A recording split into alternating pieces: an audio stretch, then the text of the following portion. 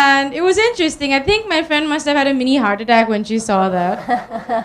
Last week, I was in Turkey. Met Richard Branson. Wow. Asked him, I said, what are the pros and cons of being the face of your business? And in front of 2,000 people, including my father, I was so embarrassed. He said, if I had your face, I'd be even more successful. And then yesterday, I shot for a magazine, very fashion, very fun, but still running my business, still doing what I'm doing. So coming back to my friend who was like, you shouldn't do this, you're not a man and you're not a foreigner. I said, ha, I'm better. I'm an Indian woman. The thing is, why would she have that opinion? Why would she have even that light bit of resentment if that's your question's all about? The point is, I have to be understanding that she doesn't have the same opportunities. She doesn't have the same exposure, the same backing. She's not brought up in Bombay where it doesn't even occur to us that we're a woman. You know, you go outside of Bombay, maybe yes, all the time the way they look at you. In Bombay, they forget. You're like, oh, okay, maybe they will look at you. In Bombay, they don't care. Everyone's equal here. In my office, the women are way, way more feared than the men, for sure. It's because they don't have the opportunity. So I think women would be incredibly supportive of other women when they are on an even keel, when they're equal.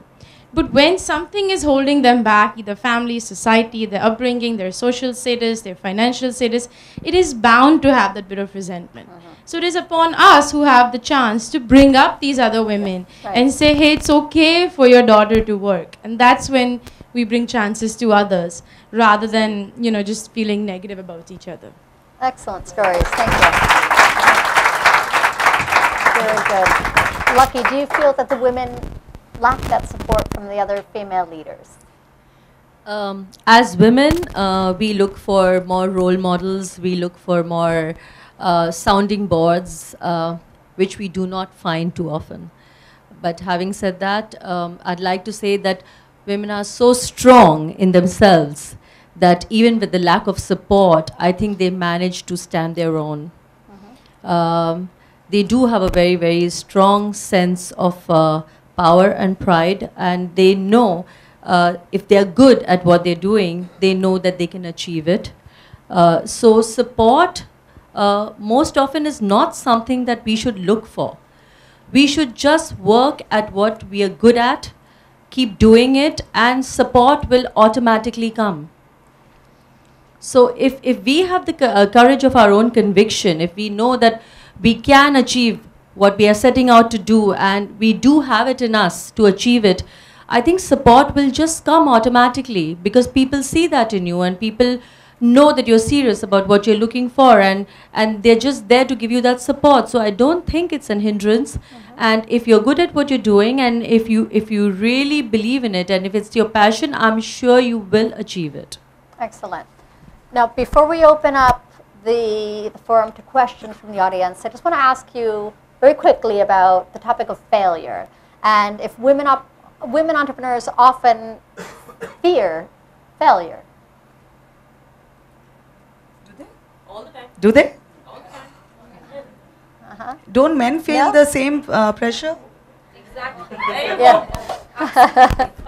Even in fact, in India, even more. Yes. Yeah, because men have so much. Yeah. I mean, I agree we are feminists, etc. Right. Men have way more pressure. To perform in the career world.